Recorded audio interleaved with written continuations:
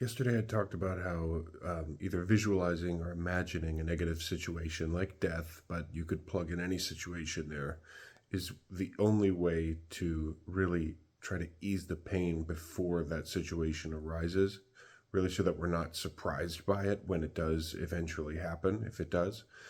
And I think another way of applying this, or at least thinking about it, is in terms of facing your fears.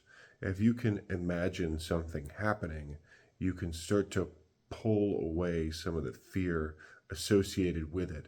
This is something that people talk about now in terms of developing yourself as an entrepreneur or just personal growth and personal development. I think now we term it as fear setting, made popular, I think, by Tim Ferriss, but many other people talk about, what's the worst that could happen? Think about it, write it down, and visualize how different your life would be if the worst outcome happened. I think that's more tactical from the standpoint of, okay, if the worst happens, I'm going to be okay. I can face that.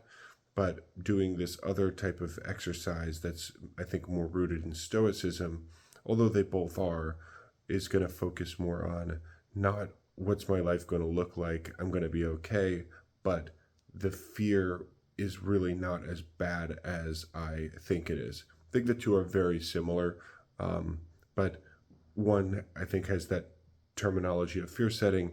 This is a slightly different practice, but in the end, the goal is very similar.